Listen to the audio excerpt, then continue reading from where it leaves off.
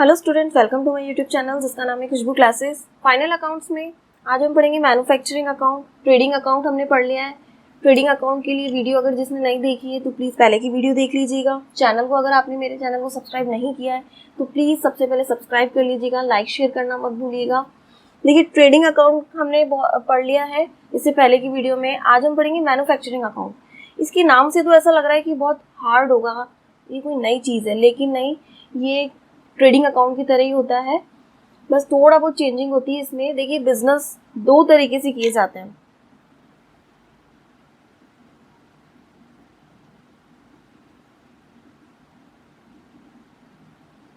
ठीक है, एक तो होते हैं जो मैन्युफैक्चरिंग करते हैं,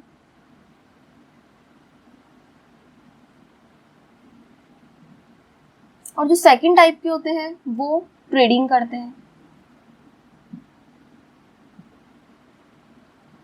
मैन्युफैक्चरिंग का मतलब है जो निर्माण का कार्य करते हैं। देखिए, सबसे पहले ट्रेडिंग में देखते हैं। जो ट्रेडिंग टाइप के होते हैं वो तो क्या करते हैं, बना बनाया माल बाजार से खरीदते हैं, फिनिश्ड गुड्स बोलते हैं उसे।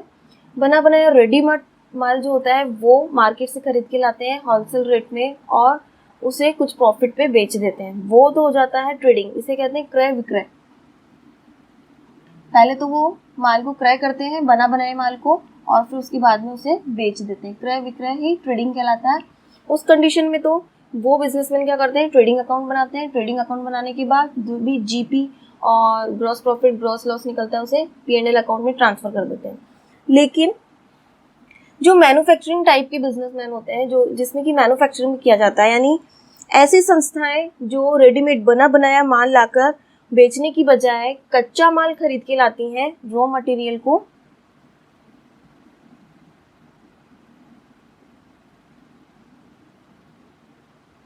ये इस टाइप की कंपनीज पहले रॉ मटेरियल खरीद के लाती हैं, उसके बाद उसे कोई प्रोडक्ट तैयार करती हैं। प्रोडक्ट तैयार करने के बाद खुद का तैयार किया हुआ प्रोडक्ट वो सेल करती है मार्केट में। तो ये होती हैं ऐसी कंपनीज को मैन्युफैक्चरिंग अकाउंट बनाना कंपलसरी होता है। मैन्युफैक्चरिंग अकाउंट बनाने के बाद उन्हें ट्रेडिंग अकाउंट और पीएनएल अकाउंट बनाना होता है। लेकिन जो मैन्युफैक्चरिंग का वर्क नहीं करते हैं उन्हें मैन्युफैक्चरिंग अकाउंट नहीं बनाना होता है, उन्हें सिर्फ और सिर्फ ट्रेडिंग अकाउंट, पीएनएल और बैलेंस शीट बनानी होती है। ठीक है, ये मैन्युफैक्चरिंग टाइप की कंपनी है। तो ये सबसे पहले क्या करेंगे,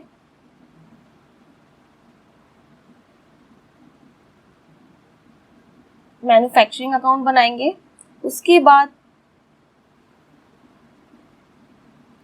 ट्रेडिंग अकाउंट बनाएंगे, फिर पीएनएल अकाउंट बनाएंगे और लास्ट में बैलेंस शीट बनाकर अपने फाइनल अकाउंट्स को कंप्लीट करेंगे।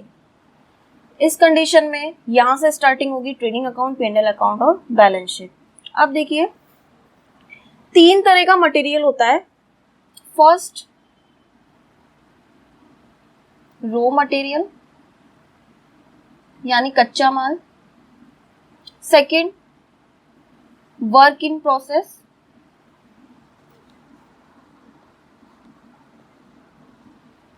वर्क इन प्रोग्रेस यानी अर्ध निर्मित माल, मतलब कि जो कार्य अभी चल रहा है, अधूरा काम है, वो अभी कंप्लीट नहीं हुआ है लेकिन वो कार्य अभी चल रहा है, वो होता है वर्क इन प्रोग्रेस। जैसे मान लीजिए आपने देखा होगा सड़कों पर कुछ कंस्ट्रक्शन का काम चल रहा होता है, मान लीजिए वो किसी वजह से मान लीजिए रुक भी जाता है तो आधा अधूरा, तो वो आधा तो बन चुका होता है और आधा बनना बाकी होता है। लेकिन अगर मान लीजिए वो कार्य रुका नहीं और चल रहा हो तो वो कहलाता है वर्क इन प्रोग्रेस, यानी कार्य प्रगति पर है। और थर्ड टाइप का होता है फिनिश्ड गुड्स।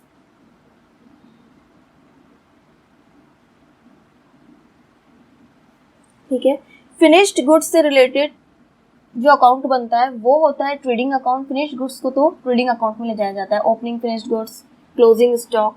तो फिनिश्ड गुड्स को मैन्युफैक्चरिंग अकाउंट में नहीं लिखा जाता है। मैन्युफैक्चरिंग अकाउंट में सिर्फ और सिर्फ रॉ मटेरियल और वर्क इन प्रोग्रेस, इन दोनों से रिकॉर्ड्स किए जाते हैं। फिनिश्ड गुड्स को ट्रेडिंग अकाउंट में ले जाया जाता है क्योंकि फिनिश्ड गुड्स का मतलब होता है तैयार माल, रेडीमेड माल जो होता है।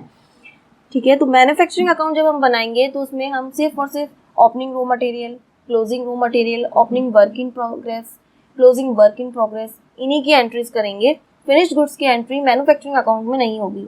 अच्छा, नेचर की बात करते हैं। मैन्युफैक्चरिंग अकाउंट और ट्रेडिंग अकाउंट दोनों ही नॉमिनल नेचर के अकाउंट होते हैं। नॉमिनल नेचर का मतलब होता है नाम मात्र के खाते।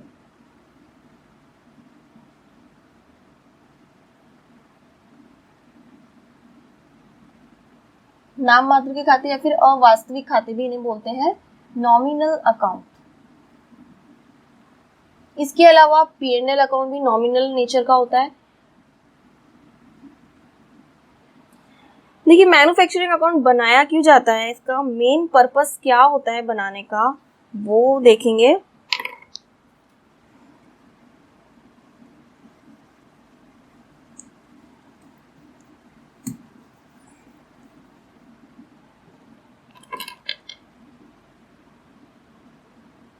तो इसका बनाने का जो मुख्य उद्देश्य होता है वो होता है कॉस्ट ऑफ प्रोडक्शन, मीन्स उत्पादन की लागत।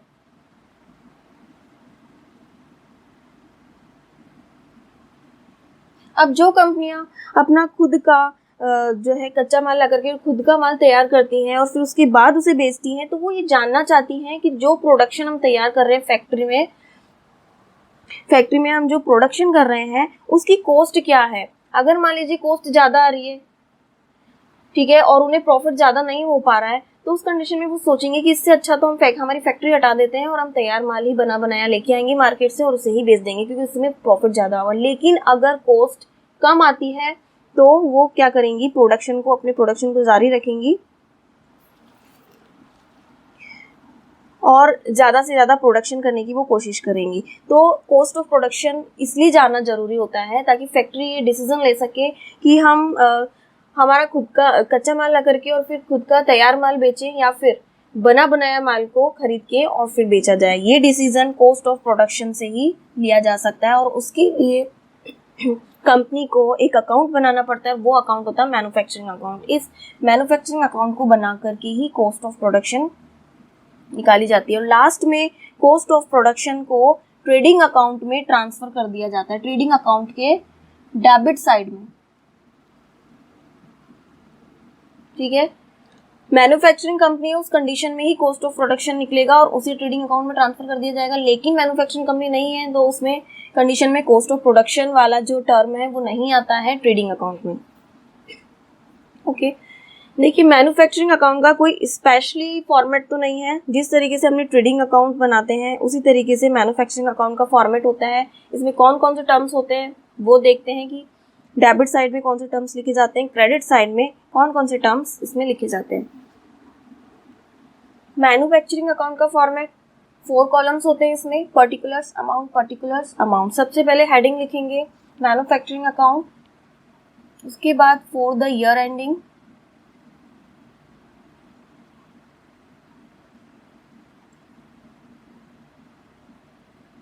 क्योंकि ये भी फाइनल अकाउंट्स का ही पार्ट है और जितने भी फाइनल अकाउंट्स के पार्ट्स होते हैं उन सब में फॉर द ईयर एंडिंग लिखा जाता है। सिर्फ बैलेंस शीट में नहीं लिखा जाता है, उसमें एज ऑन लिखा जाता है। ठीक है, यहाँ जो भी डेट और ईयर है वो हम लिखेंगे। उसके बाद सबसे पहले मैन्युफैक्चरिंग अकाउंट में लिखा जाता है to opening stock,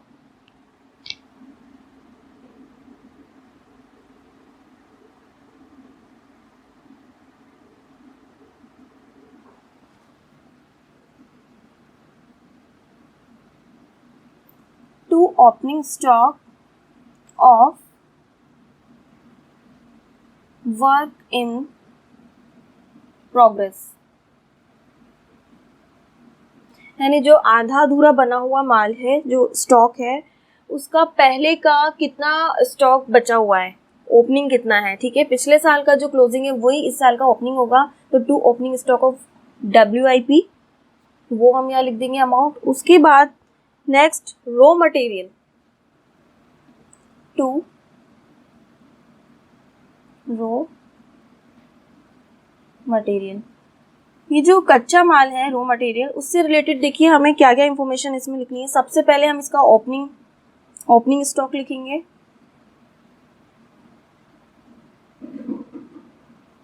opening stock of raw material. उसके बाद में ऐड करेंगे इसमें परचेज ऑफ रॉ मटेरियल, हमने कितना कच्चा माल खरीदा है वो यहाँ लिखेंगे, ऐड हो जाएगा। उसके बाद में लास्ट में लेस करेंगे closing stock of raw material. इसके लिए आप दो तरीके से इसे लिख सकते हैं। या तो हम रॉ मटेरियल वाला पार्ट जो है इसमें से closing stock of raw material को यहाँ माइनस कर दें, या फिर हम चाहें तो इसे क्रेडिट साइड में भी लिख सकते हैं bye closing stock of raw material. दोनों ही तरीके सही हैं, आप किसी भी तरीके से इसको लिख सकते हैं। लेस क्लोजिंग स्टॉक, हम इसे मान लीजिए यहाँ लेस नहीं करते हैं, यहाँ लिख देंगे bye closing stock of raw material.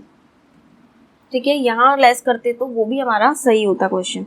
उसके बाद में जितने भी डायरेक्ट एक्सपेंसेस होते हैं जो कि फैक्ट्री से रिलेटेड होते हैं, मैन्युफैक्चरिंग से रिलेटेड, जो कि प्रोडक्ट को तैयार करने से रिलेटेड होते हैं, वो सब यहाँ लिखे जाएंगे। टू डायरेक्ट एक्सपेंसेस,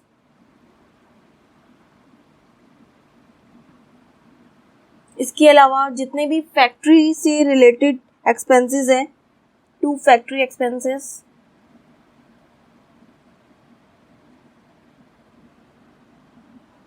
कच्चा माल अगर खरीद रहे हैं तो उसको खरीदने से लेकर के इंपोर्ट ड्यूटी, कैरेज इनवर्ड,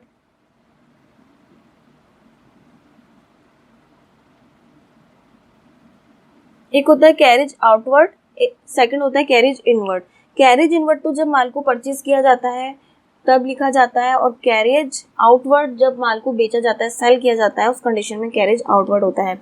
अगर कच्चा माल खरीद रहे हैं उससे रिलेटेड कैरेज हमने पे किया है तो कैरेज इनवर्ड हम वहाँ लिखेंगे, लेकिन फिनिश्ड गुड्स से रिलेटेड कैरेज इनवर्ड है वो हम ट्रेडिंग अकाउंट में लिखेंगे।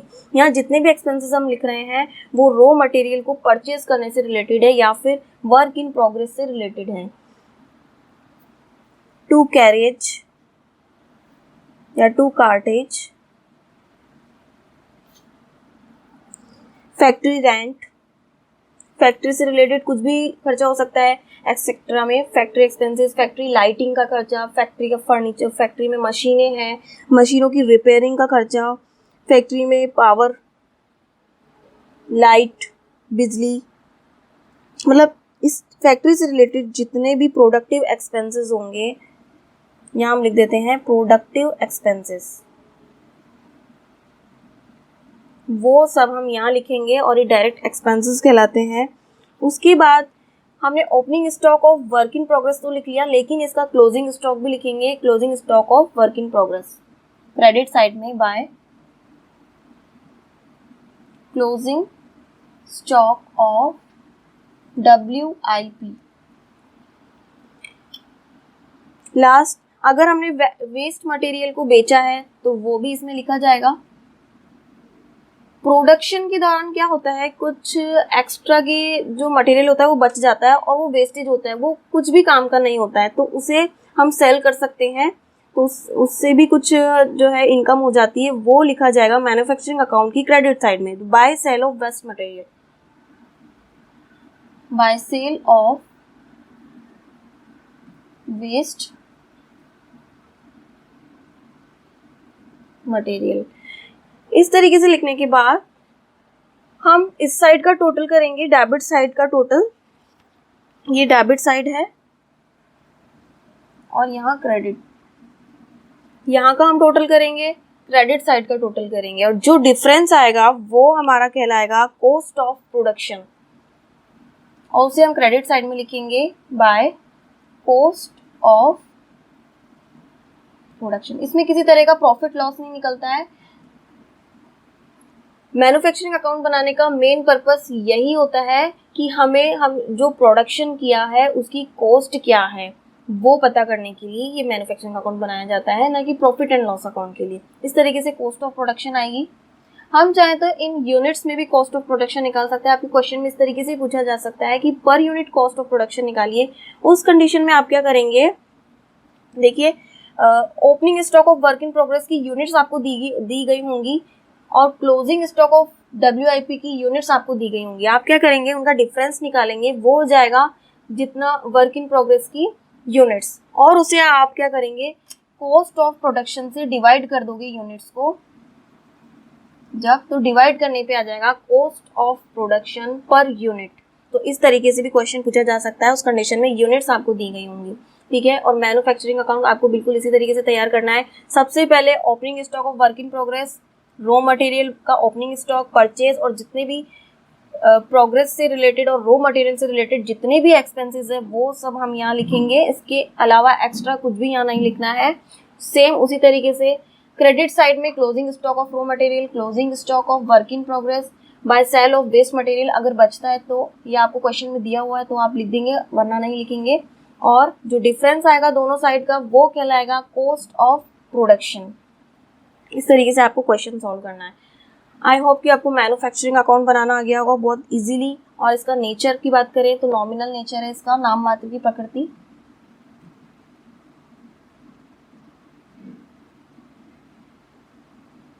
आप किसी भी क्वेश्चन को सॉल्व करके देख सकते हैं इसी तरीके से, आपको बहुत अच्छे से समझ में आ जाएगा manufacturing account. Thank you for watching my video.